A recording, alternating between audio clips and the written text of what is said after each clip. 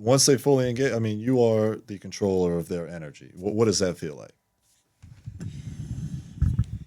It's cool. Yeah. It's probably one of the most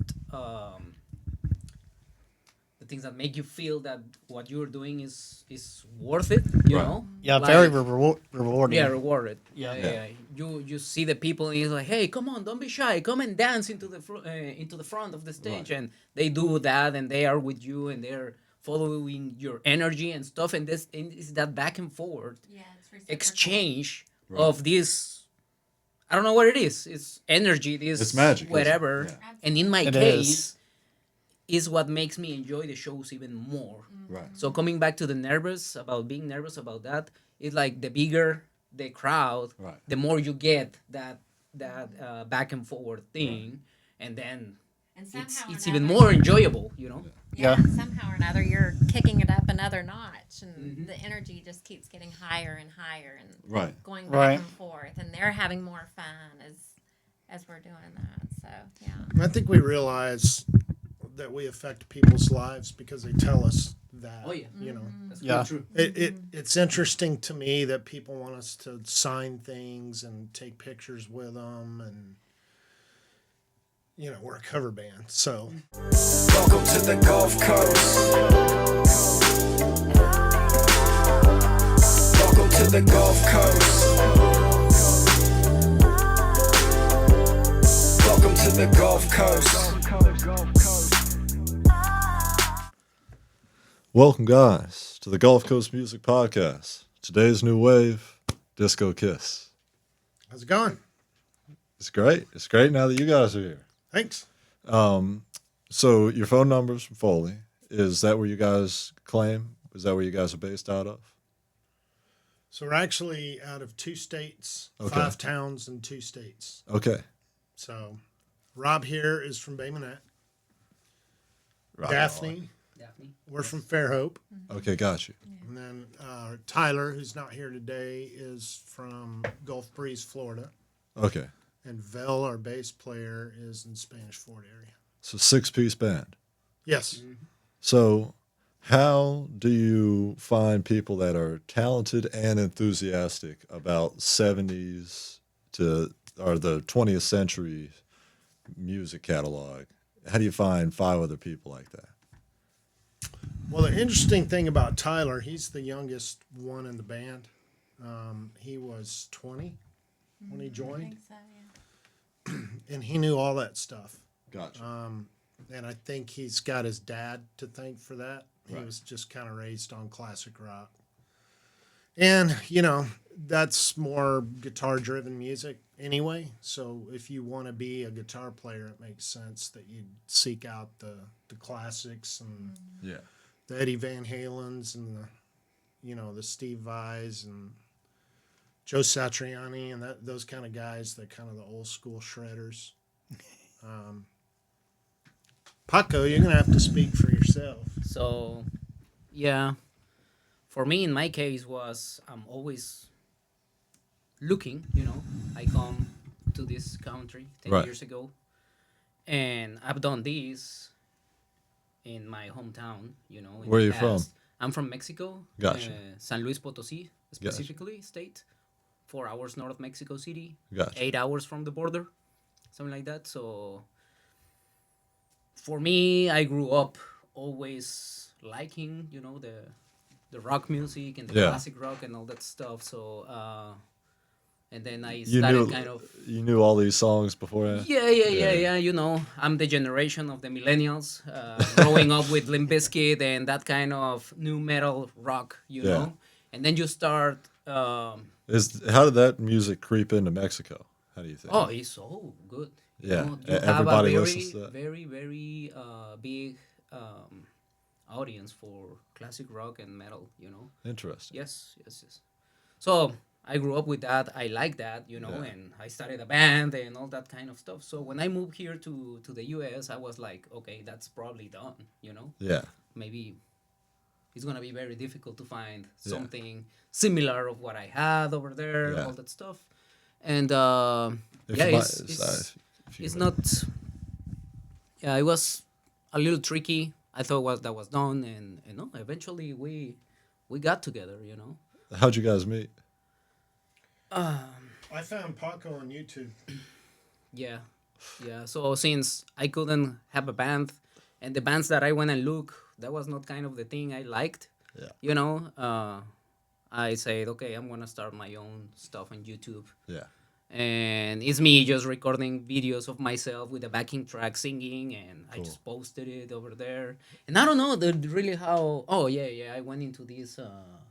How is it called? Band mix.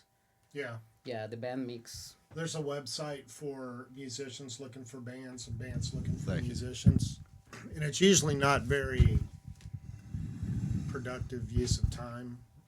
But in this case, I came across one of Paco's videos. Oh, You yeah. were singing a Queen song. Yeah. And I was Don't like, Stop Me holy Now. cow, that's Yeah. that's what we need. And then I was too cheap to get the subscription to the website. Correct. So I just did some super sleuthing on the internet, and it led me to YouTube, where I saw some more of his videos. And I don't know if you remember back then, Google made a little foray into social media. Remember the Google's version of Facebook? What was it, Google Plus? Oh yeah, Google Plus. Interesting. Yeah, well, So like everybody made pages for that. correct. But it had his contact, had his email on it. So I was like, cool, I got his email for free.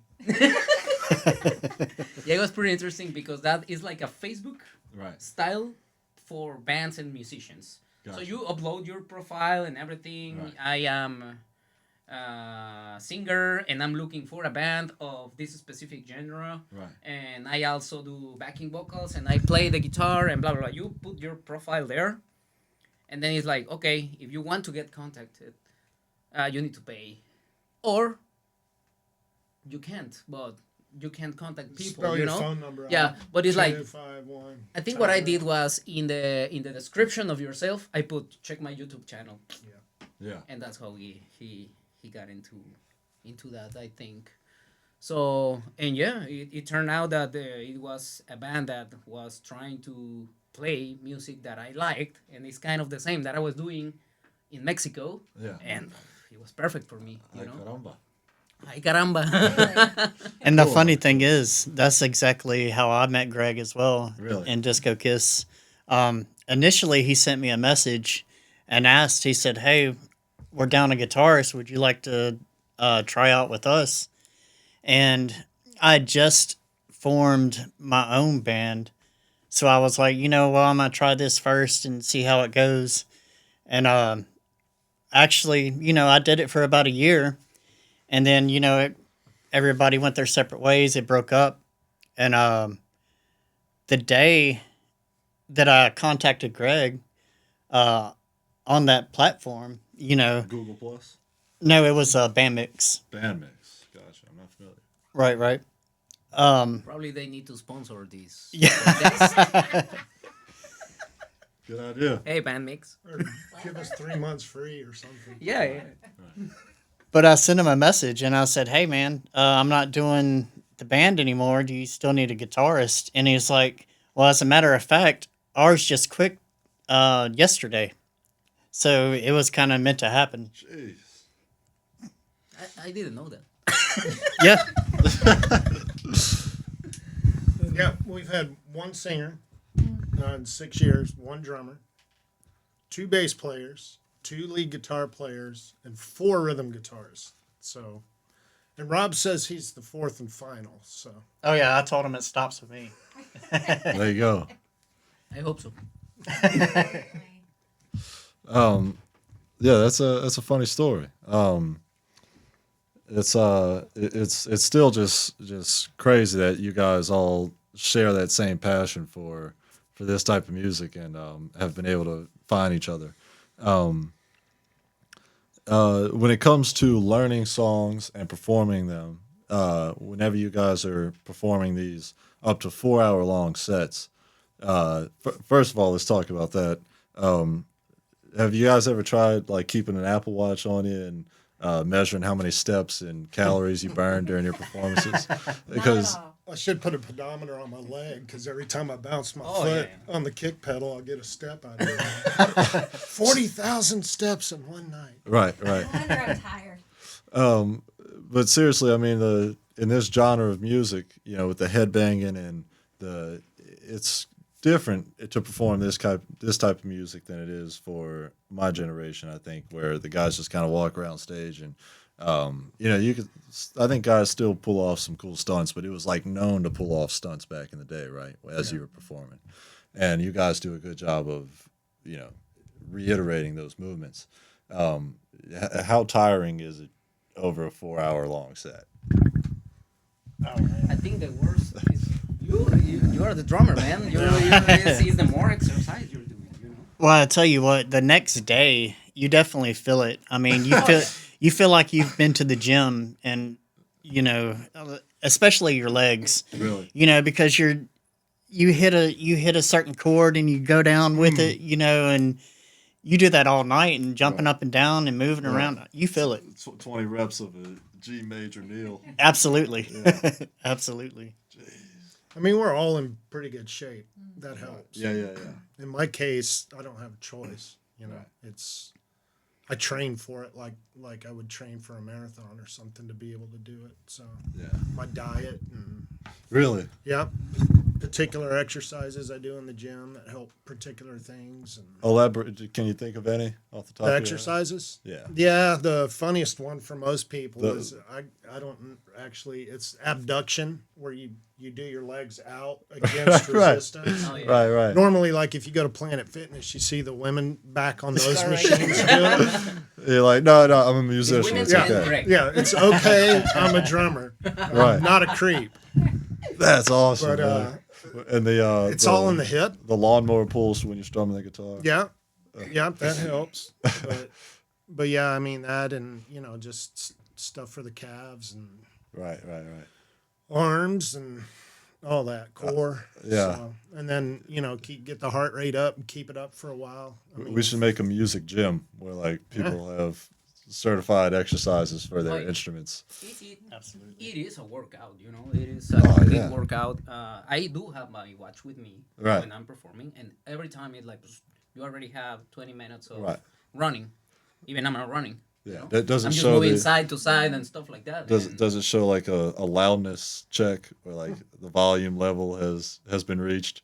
No, not really. A sensitivity. Yeah. But in case of my, I go to the gym and everything, but I supposed to be doing more cardio stuff, you know, for Right. the singing Right. process and not getting tired and be able to Right. breathe properly and stuff Sure. like that. But I don't. Speak. supposed to. Yeah. That's part of your contract. Music feeds the soul, but food feeds the future. Right here on the Gulf Coast, thousands of families don't know where their next meal is coming from. Feeding the Gulf Coast is changing that tune one meal at a time. Imagine this. For every $1, you can provide up to 5 meals. That's like turning a quiet solo into a full-blown jam session of hope for someone in need. Let's turn the volume up on kindness and down on hunger. Visit feedingthegulfcoast.org to donate today, because together we can make sure no one goes hungry on or off the stage. Feeding the Gulf Coast, because every community deserves an encore. Whoa. Don't let the dogs out. The City of Mobile Animal Shelter has many loving pets ready for a nice home.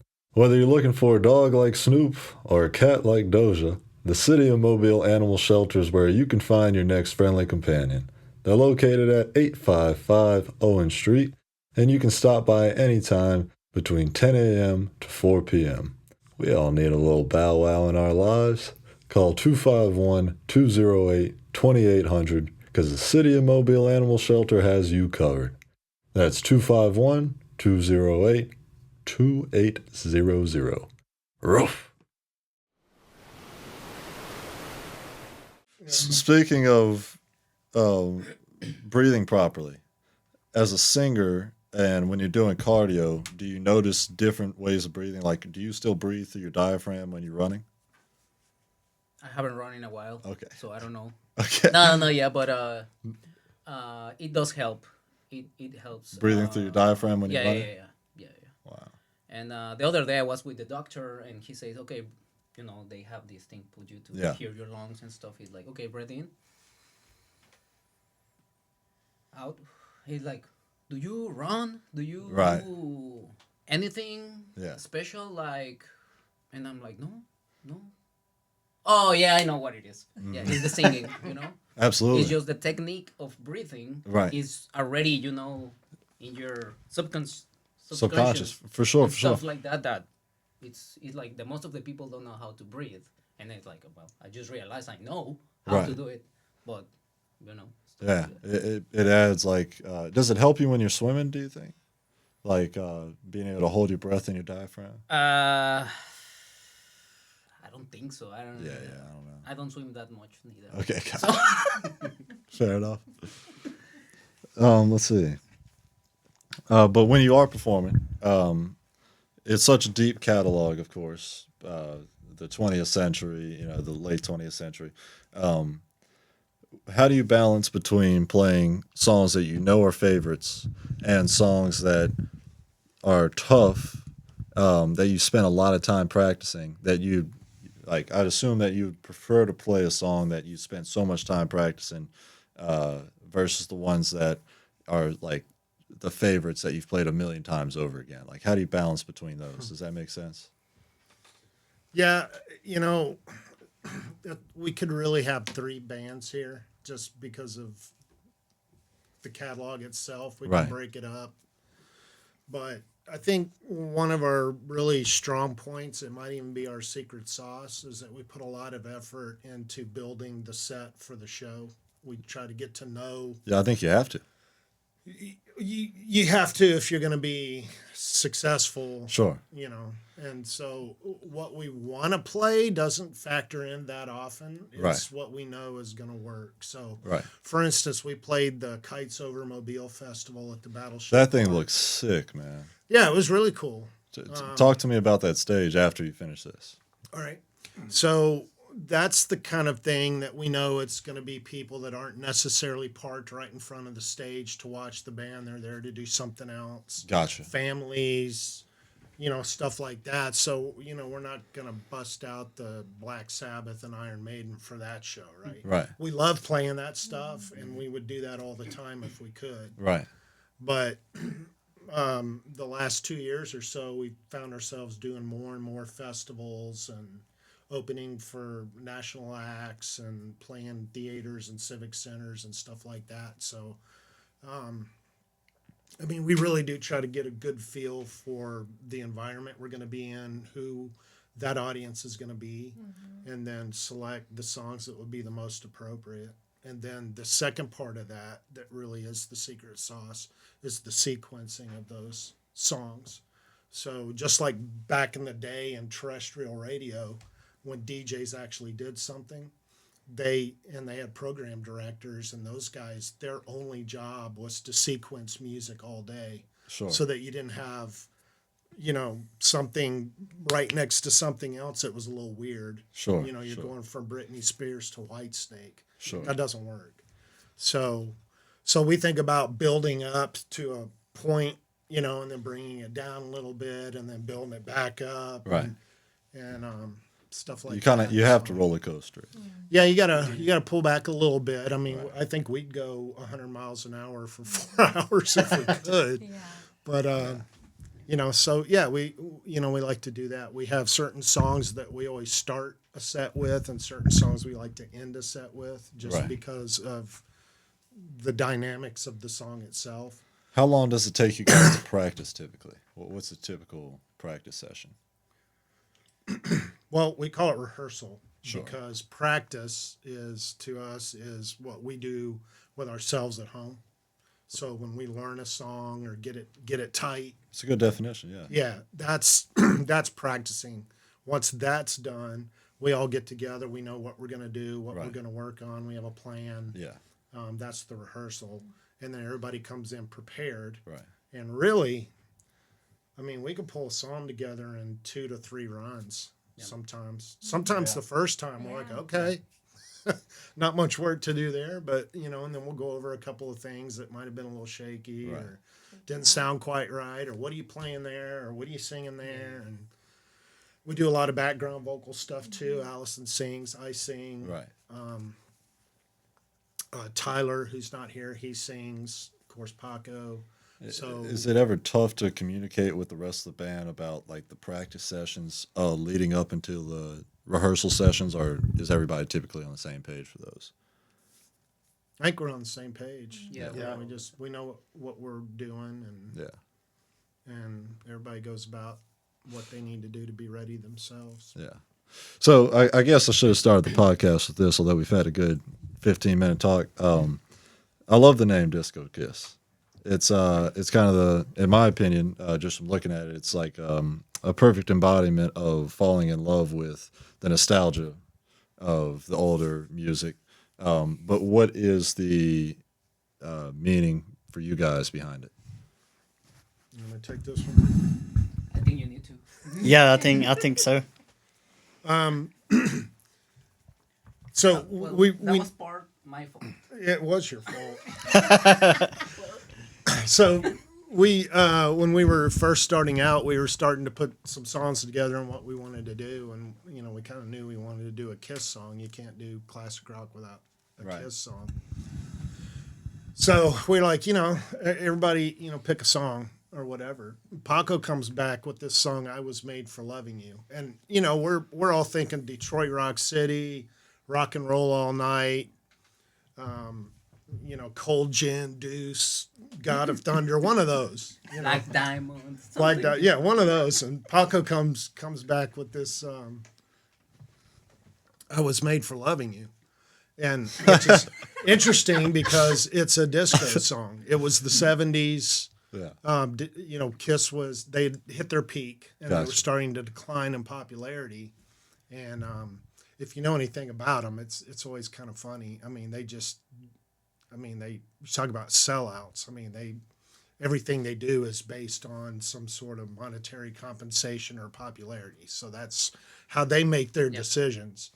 And they were a little upset that disco was taken over and Diana Ross and the Bee Gees had now eclipsed the popularity of Kiss. So Yeah. naturally, what do? They go in the studio and they write a disco song. So if you Google Disco Kiss today, two things will pop up: us and that song. So that's where we took our name from. And specifically, the bass player at that time came to me. He goes, "Hey man, did you see the song that Paco picked for?" And I go, he goes, "It's Kiss." I said, "It's Disco Kiss." Like, of all the songs, it's Disco Kiss. And then kind of a light bulb went off at that point. Oh, We yeah. were sitting around trying to come up with a name. Right. That one kept coming up just because it was kind of. I remember Catchy. it was so weird. like, Rolls off hey, the tongue. Yeah. Everybody comes with 2 or 3 different names, and then we write it on the board, Yeah. and then we decide. It's like, okay, I have this option and this option, and then you Disco Kiss, okay, and then somebody else is like, "You're not gonna believe that," but I came with Disco Kiss as well, and then from them it was just done. It's Yeah, over like, with. okay. Yeah. Kind of a majority rules. Kiss of death. Yeah. But we do get the occasional people that think we're going to be a disco band, and we hate to disappoint them, but then again we don't. Yeah. They end up having a good time anyway. So. Yeah. Absolutely. Hey fighters, listen up. Are you tired of feeling like your conditioning holds you back in competition? It's time to bridge the gap between theory and real performance. At Dexter's Fitness Center, we're launching a combat sports strength and conditioning program designed for boxers, kickboxers, MMA fighters, and combat athletes who want to get faster, stronger, and more flexible while building the endurance to go the distance. No more outdated workouts, no more burnout. This program is built to enhance your skill work, prevent injuries, and maximize your potential without wasting your time or overwhelming your body. Training starts August 12th at Dexter's Fitness Center, 1900 Government Street, Mobile, Alabama. Sessions are Tuesdays and Thursdays from 6:30 p.m. to 7:30 p.m. and Saturdays from 11:30 a.m. to 12:30 p.m. If you're ready to step into every fight confident, prepared, and in peak condition, call 251-709-2654 or email contact@dextersfitnesscenter.com today. Let's build the fighter you're meant to be. So, the band Kiss has obviously established itself as one of the most provocatively visual appearing bands. I mean, I remember first time I saw like Kiss on TV, I like ran away. Like it was like the scariest. It looked like a nightmare in real life, you know. My mom wouldn't let it in the house. Oh yeah, You're not bringing that into this house. seriously. Oh, the big Gene Simmons poster with his tongue hanging out. You Right, know, it's right. like you are not bringing that in. All right, I think one of my parents was just kind of like, "Check this out, kid. You know, this is a band," and I was like, "Oh my god!" Yeah. You know, What is that? right? As a young kid, you know, it was crazy. How do you guys decide your visuals? Do you base it off of that at all? Or how do you guys go for your appearance? Well, I tell you, that's one of my favorite things is dressing into character. And the funny thing is, we kind of all just do our own thing, but we're all picking the same thing, you know, and we don't talk about it. We don't, you know, it just happens. And, you know, ever since, you know, we all just pick it out and it matches and it Right. So yeah. That makes sense. I mean, if you're talking about like light show and spark machines and smoke, and are you Right. talking about all that too? Or you just talking about just outfits? wardrobe? I was just talking about the wardrobe. Yeah, yeah. I mean, everybody rips off Kiss when it comes to that kind of stuff. Sure. I mean, they were the first to do it. You go look at old Led Zeppelin videos. It's just them, their equipment, and like 8 lights hanging overhead, and that's it. You know, and then Kiss comes along, and you know, they got lifts going into the air, and flames shooting out of stuff that shouldn't be, and Right. smoke everywhere, and explosions, and it's like, okay, Broke into new territory. yeah. Yeah. And we, you know, it's yeah. I mean, it's just part of the show. I couldn't imagine not doing it. Sure. It adds to the authenticity of what we're trying to do. Is there a certain skill to get into character? I don't get it. I dress like this every day. I think I get into character when I go to my job, Ah, Right. and this is me. You Yeah. know, it's like yeah, that's yeah. how I feel good and I feel comfortable and Yeah, all that yeah, yeah. stuff. So then I need to turn into the engineer and then put my hair up and stuff like that. Yeah. It's a different story. But for me, it's like, okay, this is what I like and this is what Yeah. I'm wearing all the time. You know, well, not all the time, but yeah. Yeah. You throw a bandana into the show and Yeah. that's pretty much it. You know, I'm already always wearing stuff like that. You know. For sure. Explain 80s versus 90s arena rock. The show, our show called that, or Right, the difference but- between the two. But the difference between the two, because Well, the 80s were a lot of fun. The 90s, everybody was angry. So, right. you know, when you had Nirvana and Alice in Chains come along and stuff like that versus, you know, 80s was girls, cars, having a good time, parties, cruising the Sunset Strip, you know, and then 90s came along and it was, you know, mad at your parents and mad at this and that and Yeah. angst and all that. So, you know, our show, which is called, you know, 80s versus 90s, a tribute to arena rock. I mean, there's lots of anthems in both decades, Right. but they have a lot of different character the way we do it. And there's no clear cut winner because we always like get the crowd to, at the end of the show to kind of, Tell us who they like. yeah, and it's been 50-50 sometimes, too close to call, you know, 80s one, and the next time we do it 90s, so people love them both. Do you guys ever rig it? Like you'll play the 90s a little bit harder because it needs to win it this time? Nah, we play everything at 100%, I think. Yeah. Yeah, I mean, you know, it's just a fun way of putting a set together. For sure. Yeah, you become a DJ and then bring it to life. You know, that's really cool. Yeah, and then we need to thank all that to Greg, of course, because at the beginning, you know, it was like as we said, hey, pick songs, and everybody was putting songs that we liked, and they were all over the place, you know. And then suddenly he starts with this creativity of, hey, why don't we put a show like this, like 80s versus 90s? We have That's really kind smart. of 20 songs already from the 80s, and we have 15 from this one, so let's learn more on this, Right. you know, and then we can build this show. Right. It makes totally sense, you know, but it's all thanks to the creativity of this man.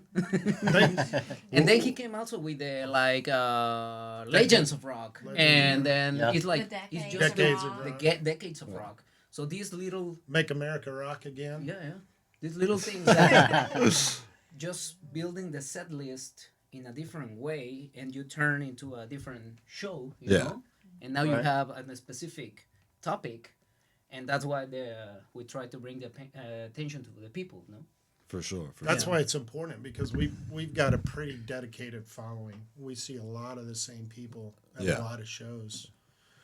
I mean, I can think of a dozen off the top of my head that have been to 15 or 20 shows, you know, in the last 2 years, which blows me away because my favorite band in the world, I don't think I'd go see them 20 times. But I think it makes sense. I mean, you guys are keeping the nostalgia alive for some of these guys in real form, you know, with the Kiss lights, with the obviously the music, but also the stage presence. I mean, you guys are like an artifact, you know. I don't mean it like that. I just mean like, you know, Yeah. you're able to recreate that feeling for them in a way that nothing else does. And we hear that a lot. Yeah. Yeah, and I think where Panko was headed, I mean, because a lot of people come, it's if you come see us, you will never see the same show twice. We've never done the same. And show. that's what's even more amazing too, with all these. How do you decide between playing the '80s versus '90s, decades of rock, and the other two? Like, how do you decide between playing which one at which venue, delegating that? Well, that goes back to the reading the audience part of it. So you don't decide until you get there. No, we decide ahead of time. But if it's a place we play every 3 or 4 months, Yeah, it'll be different every time. We don't want if you came last time, we don't want you to see the same Sure. thing next time. sure. So if it was But if you come to every single one, it's impossible. yeah, and a lot of them are the same songs. Yeah. I mean, I think we have about 70 songs that we can play right now. Well, let's So get into that it's- after for sure. It's just you know, it's how you build a set and sequence the songs, and you know, to make a show. We don't just get up there and play songs. We've never really looked at it that way. How do you think a musician is able to master 70 songs and be able to play them? Like, how do you think the brain is able to work like that, to like look at the same instrument, like if it's a guitar, obviously, to like see 70 different ways to play it? You know, how's that possible? I I'm guess not a musician. I'm a drummer. So I guess I'll take this one because I'm the guitarist. You know, once you play these songs so many times, it almost becomes second nature in a way. Yeah. But you're always, you know, you're never happy. Well, I don't want to say that. You never settle. Right. You know, you always leave room for improvement, you know.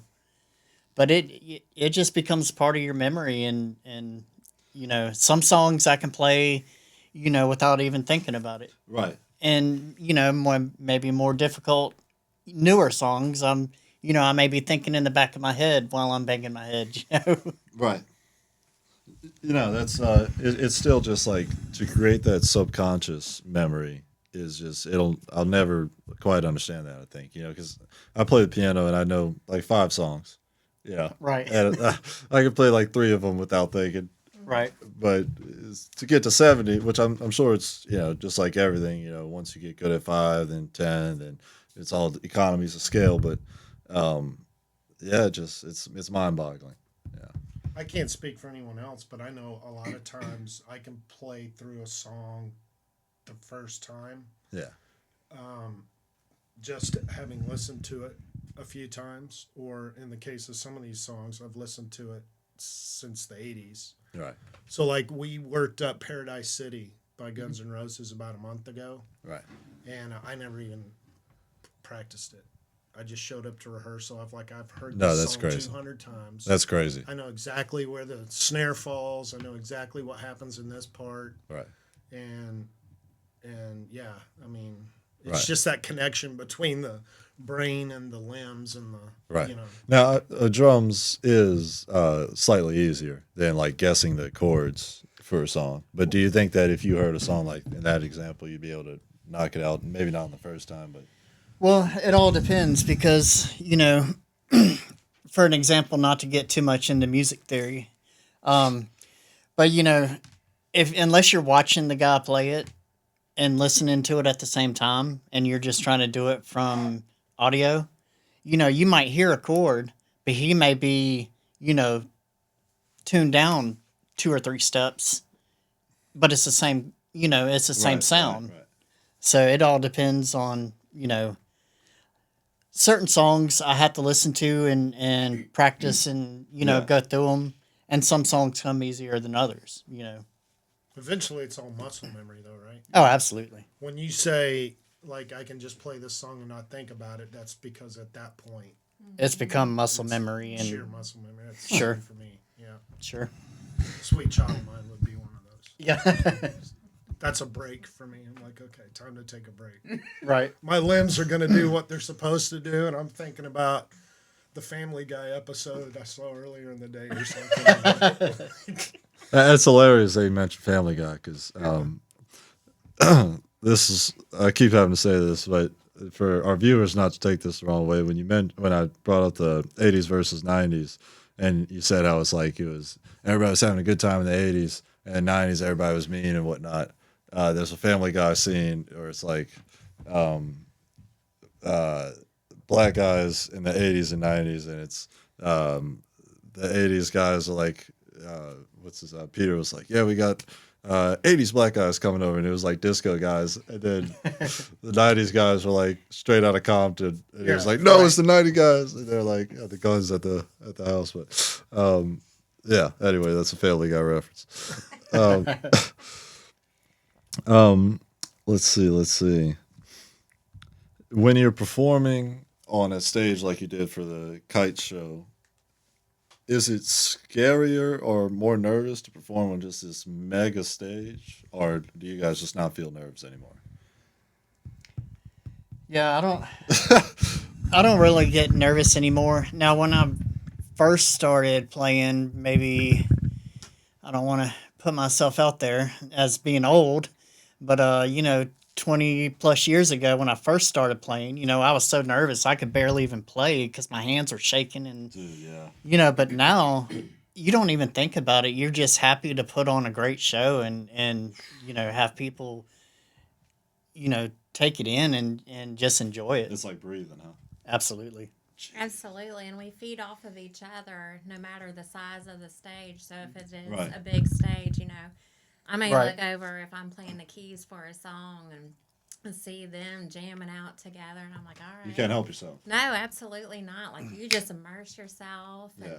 dig in, and Yeah. you may have a few people there by the stage, or you may have a lot of people by Right. the stage, and no matter what you have, you just have fun. Other bands have mentioned that zen of like having the chemistry of playing with people that you enjoy, like seeing, like having a good time. It just builds off into you, and you just can't help yourself.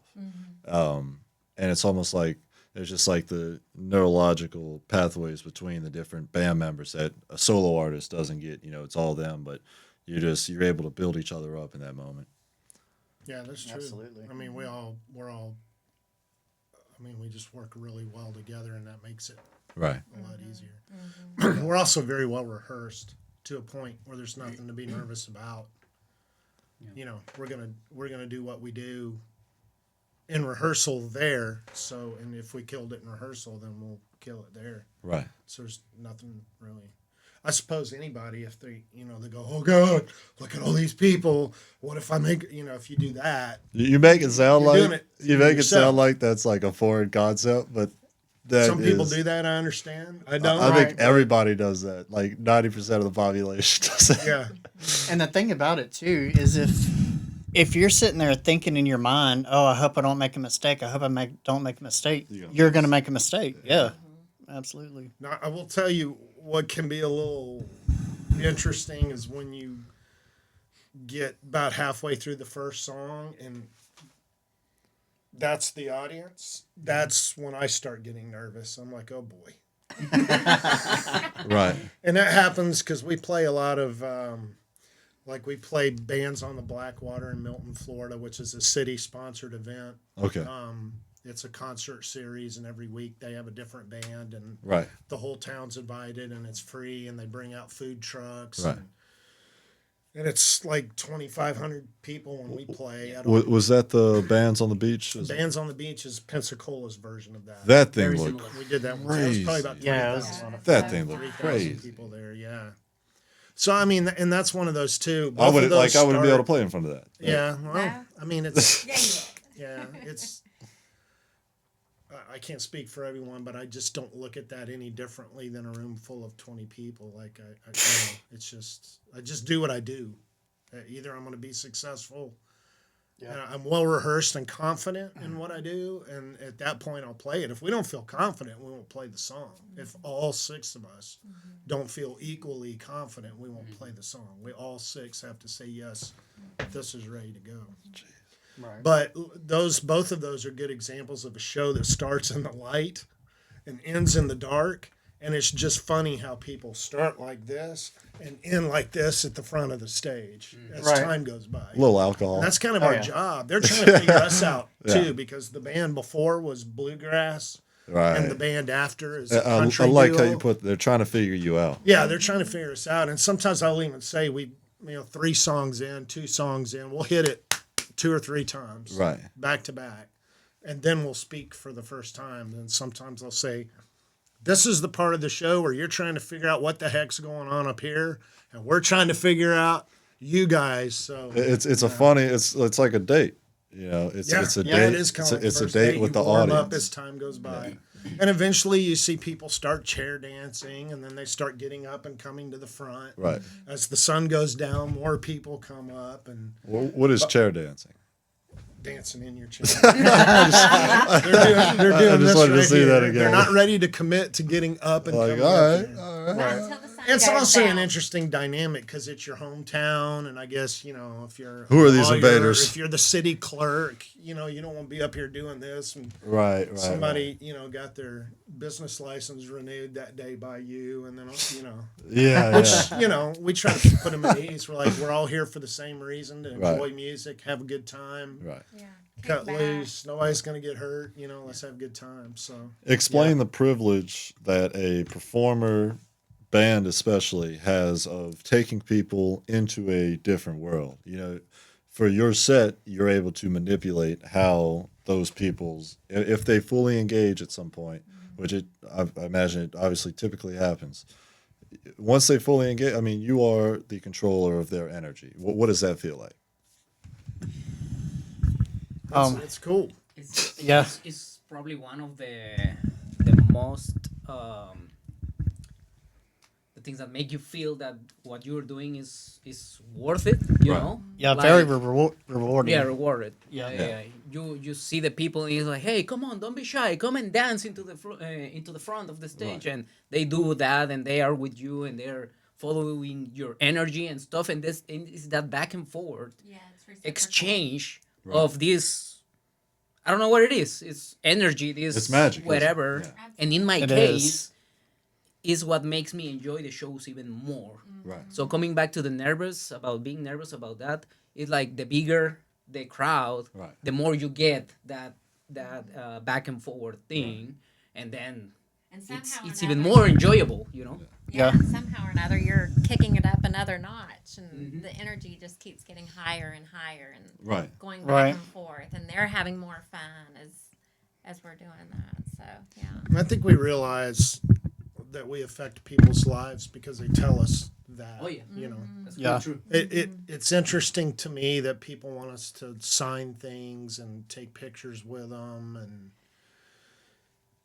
we're a cover band, so Right. But Yeah. for them, we Do they, realized they for ever them, like use the Kiss? it's a huge signature? experience. And like there was a couple at the Bands on the Blackwater. We played there 4 years now in a row. And we actually need to follow up on this, but like we get to know these people because we see them. Right. And this particular couple, there was a lady. I think she was a paraplegic, I think, so.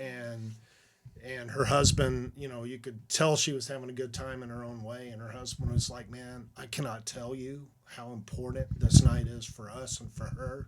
Like we looked forward to it months in advance." You know, we can't wait, and of course they want to take pictures and want us to Right. sign things and all that, and so I mean we take that pretty seriously. Like we understand Oh, absolutely. that you know there's those that are out having a good time, and then there's those that you can tell in some way it affected them, and Right. that's not something that we take lightly. I mean, we understand what's going on there, and we also tend to attract a lot of people with special needs, and especially kids. There's a lot of kids with headphones on dancing in front, which usually means they're autistic, and just twirling for 4 hours nonstop and stuff like that. And you know they don't care. They don't care what anybody behind them thinks. The adults are still kind of, you know, I'm gonna rock out a little bit, but you know, and the kids don't care, and it's just cool to see that happen. And in fact, probably our biggest fan, his name's Nate. He's a little Shout out to boy. Nate. Shout out to Nate. Hey, Nate. He Oh, and he's his gonna dad love that. cruised by a show we were playing one time in Fairhope on their golf cart and heard it, and he reacted to it. And so they came to see us, and they have come to Florida, Louisiana, Mississippi to see us play. Probably over 20 times now, I would say. And his dad wrote us this email, this really long email, and he said, like, you guys have no idea what this means to our family. The whole family's come out and stuff before, but he said before this, everything we did together was special needs oriented. You know, it was special needs soccer, it was special needs camp.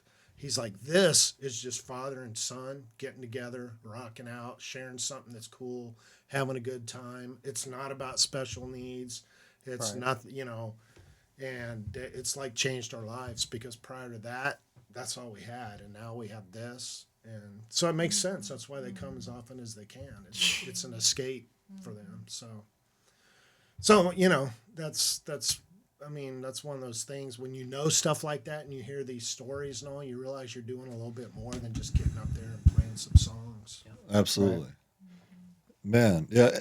Also, just I'm sure it's eye opening for you guys as well, being the performers and seeing how people act. Like you mentioned, the kids coming up to the stage and just being themselves and not caring what people say behind them.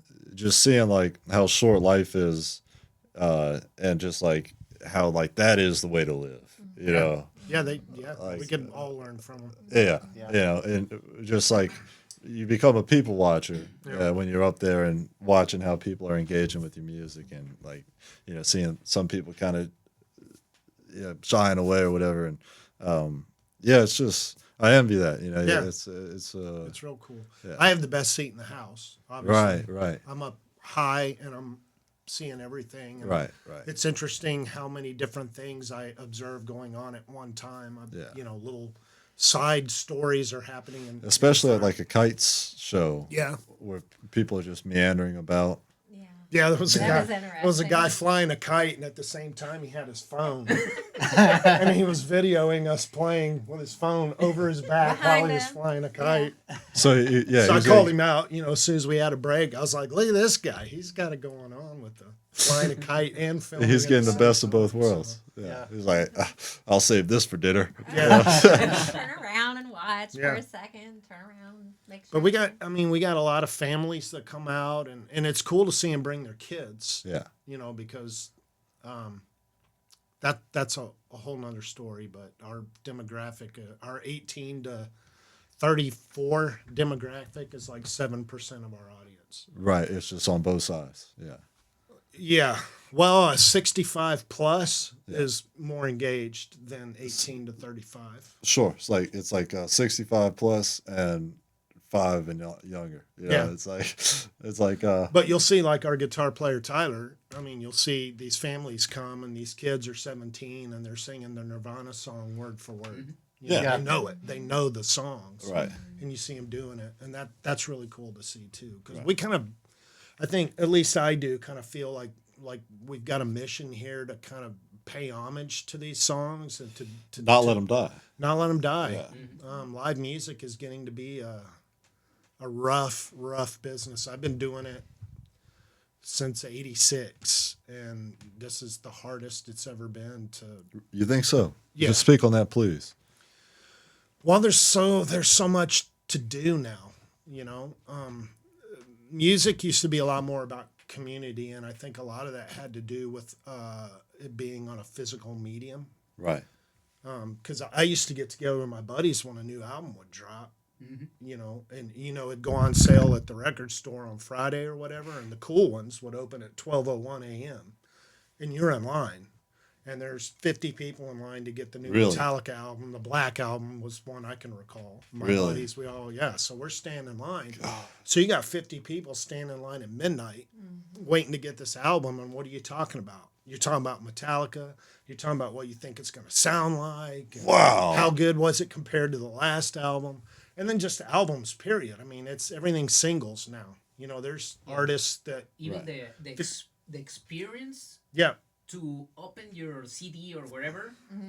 Like I remember that back on the, you buy your CD and then you open it up, the plastic thing, and you Look at the it's a whole pictures, flip through experience. the It's you like know? it's like a They Christmas have a little gift. book. You Yeah. pull the book and then you open it up with these pieces of art. artwork just for the album. Everything inside, you know, you have the lyrics of the songs, and then you start listening to the album, and you play it start to all the way to the end. Yeah. And that's what you did in the 1.5 hour. That's all you did, you know. And then sometimes after it cleared, there'd be a secret song. And if you found Oh, the yeah. secret song, oh man, that was the icing on the cake. Yeah. Secret song. Secret Yeah. song. There's one on Nirvana, Nevermind, the album that smells like Teen Spirits on. Right. There's one on there. So if you let the last song continue to play, the CD, A new song just comes. I think it's about 13 minutes in. Yeah, you need. To Yeah, wait it'll a be dead while. air. If you just happen to leave the CD going 13 minutes after the last song on the album ends, another song comes in. So there's cool stuff like that, you know, that That's used to gone. happen all Not the time. anymore. Not anymore. Now If you're a it's geek new. like me, like, I mean, all these notes that were in the CD stuff, you know, what studio they're recorded in, Right. who the producer was, who the mixing engineer was.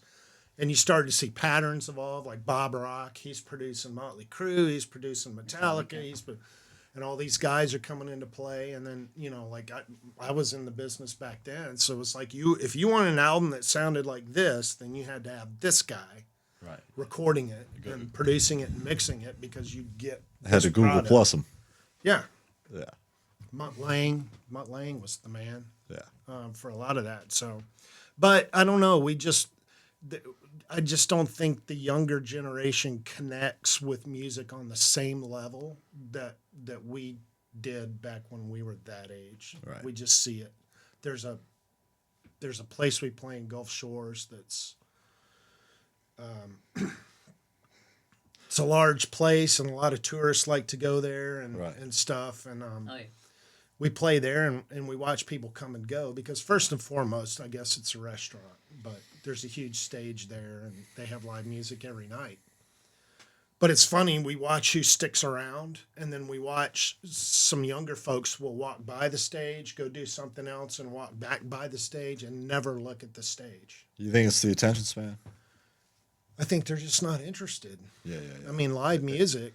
I was see just it. watching a video on YouTube yesterday about why kids don't form rock bands anymore and Right. why kids don't play guitar anymore. They're just not interested in learning to play guitar Right. or any instrument. But I mean, that's You just got loops and samples, and I Right. mean, you can whip something up on your iMac, and and yeah, I think it's you just know, you don't even have to have skills really anymore. it's a human nature thing to survival of the fittest, where it's like, why would not why would I, but that is kind of a consideration. Is if I can just turn on the computer Yeah, and put in guitar chords, and it takes me 15 minutes to learn how to add a guitar to my song versus dedicate 5 years of my life Yeah. to Learning it.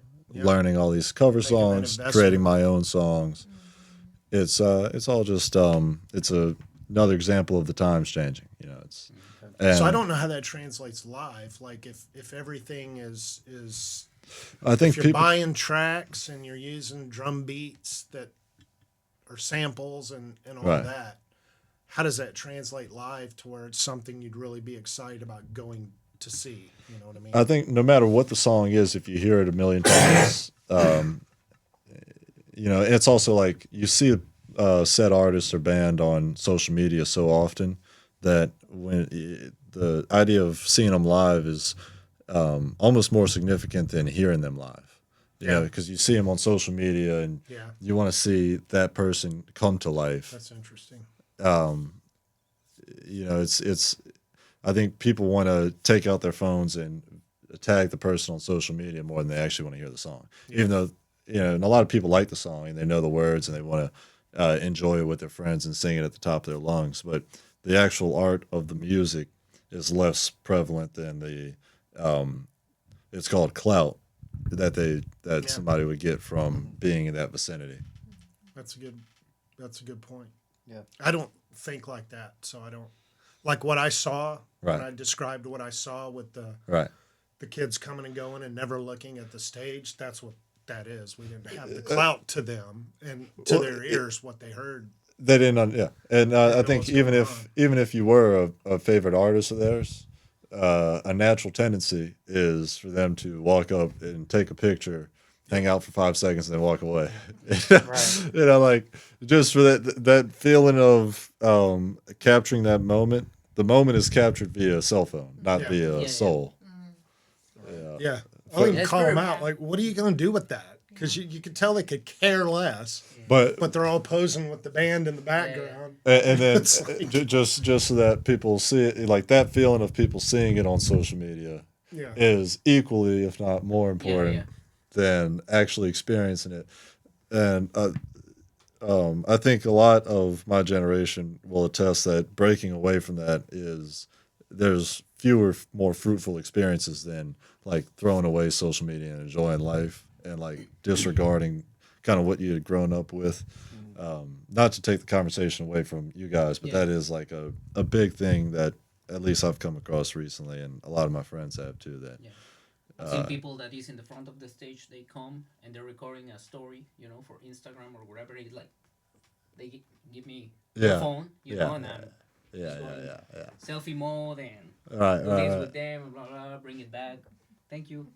Bye. Oh my! Oh my God! Of course, Right. they never tag us, so we No, don't, they don't. we tag don't us, get it's to like- see it. I like to do that, you know. It's- Yeah. Yeah. But I don't know. We see just that see they are- that. Yeah, we just. I don't know. We see that. We see the audiences kind of dwindle. The clubs and the venues are. Right. It's harder to book gigs now than it used to be. Really? Yeah. DJs are kind of replacing live bands in a lot of respects. Right, Karaoke right. night And is. DJs appeal to that clout, right? Yes. You know, Yeah, they're they, hitting they that generation. because the DJ, you know, the long joke is that, you know, what does it take to be a DJ? You Right. know, you're essentially a DJ before the show because you assemble the songs, and you know, besides, Yeah. there are some guys that make these ulterior mixes, but at the end of the day, as long as you play the right songs in the right order, you're a DJ. What comes with it is like kind of dressing up fancy and having this clout on social media that people can blossom on social media through. So yeah, that's a good point. That is probably why DJs are gaining in nowadays, just because it's so run by social media. Yeah. Yeah, it's interesting to see how music will turn out. One thing I talked with some previous guests about was like the level of production nowadays is such that it's almost like you prefer the vintage sound. And I think you see it also in photography. Like the production is so perfect, you know, that it's almost like too perfect. And even in pictures, it's like the pictures are like too just like perfect. You know, Whereas like if you see an old NBA photo where it's like kind of warm and has that vintage feel, Yeah. I prefer those pictures. You know, That's why we're okay with some mistakes in our shows because that's Right. the human element and The that's- human that's element, what right. makes it Right. real. Authenticity. Right. We use a lot of technology, so we've got really good sounds and things like that, and our monitoring system is really good and stuff like that, and that really helps us. But at the end of the day, I mean, it's 6 people playing the same song at the same time and striving for perfection, but never, totally nailing it every time. And if it wasn't for that, I would doubt that what you're hearing is actually what you're seeing. right. And we want to make sure that people know what they're hearing is what they're seeing, and it's happening live in front of them in real time. For sure. I think it will come a tendency where we're gonna get back and away from the perfection stuff. You see it in just posts of a picture, like everybody's using this super filtered stuff, and you see that and you don't think it's realistic anymore. Right. You know. No, it pisses me off. And honestly. then it like everybody is super pretty and super handsome and Right. it's not reality anymore, you Right. know. And then you start seeing pictures more realistic, and that's what you like. I hope, and I think that's gonna come back. you think it'll at full some circle? point. Yeah. I like the way you so. think. I I think so. think it is a It's bit so- now. I mean, you can look at the tours that are big and successful, and give or take a couple of pop artists, most of them are rock acts. I mean, the Rolling Stones are still playing stadiums. Metallica's out; they've been out for 2 years. Well, right. I mean, All those they're guys will playing never die. stadiums. Yeah. Def Leppard is doing a stadium tour. Yeah. That. So Speak to me that's about still there. Animal. Huh? Speak to me about the Def Animal Leppard. Animal Instinct? Instinct. Yeah. Well, that came about. It came about because a couple of us in the band really liked Def Leppard, and If you can- we had several songs in our catalog already that were Def Leppard songs, and more that we wanted to play. Yeah. And so it just kind of made sense. The tribute band market is a little different than the cover band market too. It's a little more lucrative, and it's a little more in demand. And Def Leppard tribute bands are underserved in the Southeast. So Is it tough to find a way to make those songs cohesive with the songs you perform? Like if you're performing the cover songs as well as your own original songs? now, because we'll usually run 2 or 3 in a row. Yeah. We do that with a lot of them. There's several bands. We've got 2 or 3 or 4 songs by that band that we know. Right. So we'll just do a little mini set. Like AC/DC, we do that with. We play 3 songs that are on the Back in Black album back to back. Yeah. So we'll do something like that. That's kind of how it evolved. We had like 5 Def Leppard songs, so we did a mini set, and we're like, well, heck, that's Why half. don't we? Yeah, that's half a show.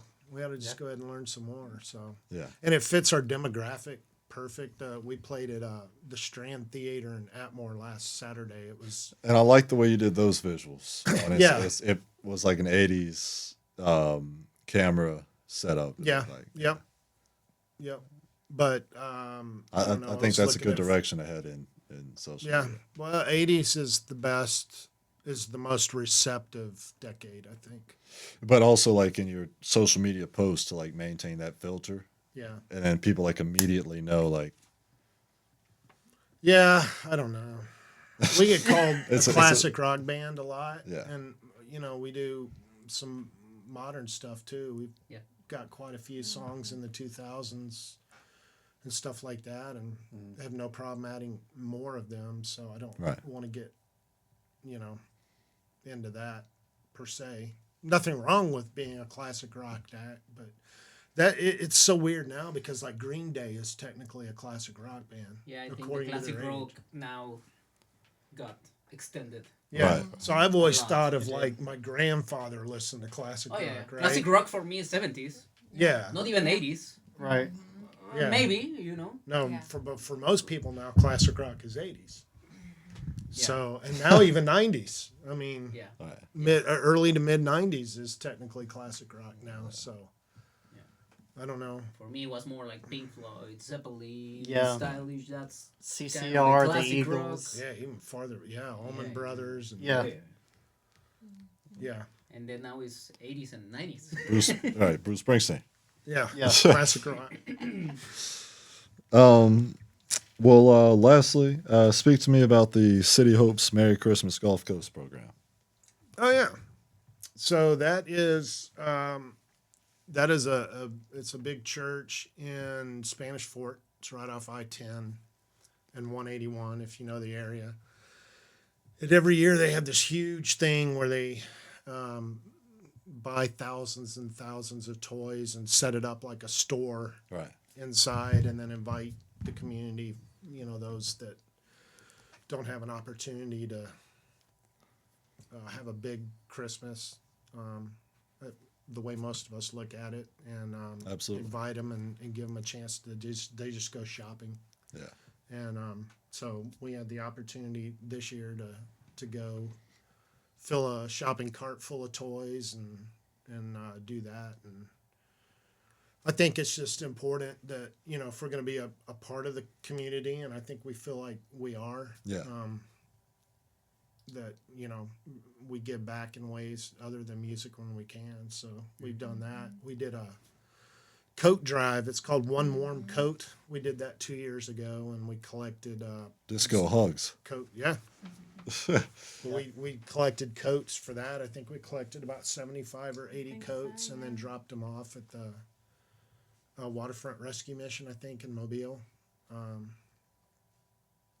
a couple of years ago. So whatever we can do, if we can collect food at the door, you know, we'll do that. Whatever we can do Yeah. to help out, you know, we're all about that. Because like I said, it's we did a band camp, I think about 3 years ago. It Yeah. was free for the kids. The kids could come out, and we kind of each one of us kind of broke off and Teach them some of that classic rock. teach them some stuff, a little bit about the business. Yeah, and- everybody was so interested in drums and guitars and everything. Nobody about singing.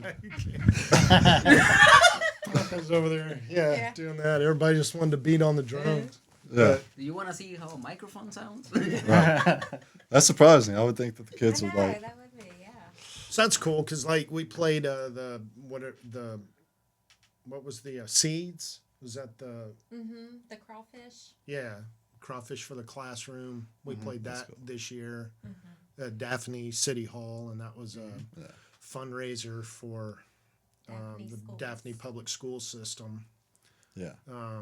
To go, you know, to get things they need above and beyond the budgets that they have to work with. And so we love to do stuff Yeah. like that. We try to allocate so many shows a year to doing some sort of something like that. It's Yeah. That's it's an phenomenal. easy donation to make. Phenomenal.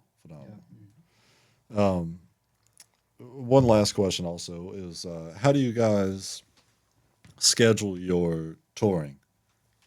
You have a great website, by the way, so Thanks. I'm sure that helps. But like, how do you kind of look into the future, and what's your process like of booking dates? So the first thing we do is everybody tells me what days they want off. So we kind of fill the calendar up with Gotcha. that. We call them blackout dates. Right. Is So this is this a primary job for most of you guys? It's for me. it's a major secondary job for me. Yeah. About 10 to 20 hours a week for me. But Yeah. but we, you know, we everyone. I mean, we don't. It's not. We don't live and die by this band per se. So everyone's free to, you know. Although you did say something earlier in the podcast about you're like I forget what it was, but it was something along the lines of like I'd be doing this regardless. Yeah, I mean it's Yeah. it's all of us. It's in our blood. It's Yeah. what we do. Absolutely. We just have to do it. Musicians have to musish. Yeah. What's the point? Musicians Yeah. have to musician. Yeah. I Put like that on that. a T-shirt, man. What's the point? I always feel so sad when I run into somebody and they're like, "Yeah, I used to play for, you know, this and this, and It's like, I damn. haven't touched the guitar in 20 years." I'm like, Right. why? What Yeah. happened? That's exactly what I would What ask them, happened why. to you, man? Yeah. What went wrong in your What are life? you doing? Because I've been like I've had $2 to my name, but I've had a drum set in my car, and that's for me. That's a hustle. You know, if nothing else, Yeah. you know, I can find a gig somewhere and Right. get some food. Of course, that's been a long time ago, but it was a part of my life at one time. You know, so Wait, can we hear one story from like those days of? I'm Of sure it you got being rough. something. It's not really a story, but at one point I had a living situation and I had to split, and that was back in that was the late '80s, early '90s, and back then the bigger drum set you had, the better. Like huge drum sets were the thing, and I had this cage. It was a double tier cage. This thing was massive. Anyway, I was in a situation where I had to stay in this place and there was no room, and I actually had to split it up into 4 different sections and put it in different people's houses and stuff. So Jeez. four Weren't gonna different sell it. 4 different people had pieces of my drum kit, and that was in Atlanta. Right. And I actually had to, You had divided custody. yeah, I had to like scrape it all up, and I found a gig, and I had to scrape it all up, and then I had to take it on the bus and the train and transfer to another train, and it was crazy. Right. But I mean, it's just A you know, kickstand for real. It's what you do. Yeah. I mean, it's just what you do. Yeah, It's, yeah, yeah. You know, if it's what you do and it's important to you, Musicians are gonna music. you gotta do it. Absolutely. Yeah. Yeah. Well, thank you guys so much for coming on. Thanks for having Thank us. you for having Yeah. us. Thank you. Absolutely. Where's the next performance at? It is Saturday. Of course, that'll be in the past. Right. But yeah, let's see. What's How about I tell you where to find our schedule? there? You go. All right. And also, so, what are the dates in August? The first is Doherty's. yeah, Doherty's in Dolphin Island. Cool. We're playing there August 1st. Yeah. I deal with a lot of dates, so I Yeah, gotta see it. But our Facebook always has an up to date schedule. You gotta click up top to more, and then you'll see a drop down, and you click on events, and you'll see it there. Best place is to go to discokissband.com, Yeah. and it's all there, as well as photos and videos and all kinds of cool stuff. And then there's a site called Bands in Town. It's pretty cool. I recommend that you check it out. I think I found you guys on 251 Live Music. Yeah, You know who that is? I don't. His name's Harper Hollis, and he's been a great means of connecting me with. Essentially, he finds out who's performing in town and where they're performing, and he's got a website basically contracting between bands and fans. You know, like bands come in, and if you're keen of the website, you can just update throughout the week, and oh wow, they're performing on Friday. And he loses money each year, but anyway, Yeah, he's doing a great service for keeping the. that's cool. I have to check Music that scene out. alive. I didn't know we were. But yeah, I think I'd seen like Disco Kiss is performing at Yeah, yada yada. or just Google it. I mean, there's nothing else. Like I Coming said, back to the dates, it's Doherty's August 1st, and then September 6th in Top of the Bay. Those top are of the bay in Daphne. Yeah, that's 4 hours. Yeah. 4-hour gigs. We're trying to move away from that, and we are moving away from that. Get you a 5-hour energy. Well, we have 2 5-hour shows 5-hour this year, shows. but Yeah. they're making it worth our while. So Yeah, y'all are the reason they came up with 5-hour energy.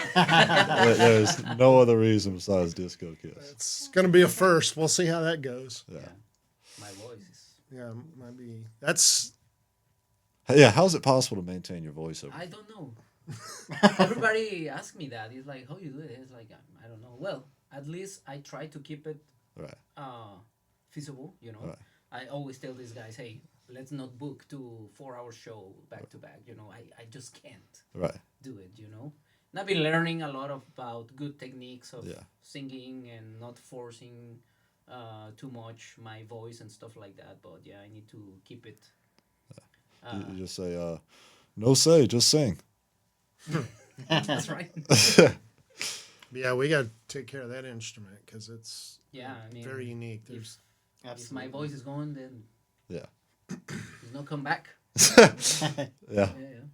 Yeah. Especially the material we choose. It's Right. It's Back in definitely black. difficult stuff. Yeah, I pretty mean nobody demanding. else can sing that I know of in the area. So That's tough. Thank you. That's tough. you gotta take care of that. So. Yeah, it's been a pleasure, guys. Thanks. absolutely. Thank you so much. Appreciate it. Thanks to you. Thank you guys for tuning in to another episode on the Gulf Coast Music Channel.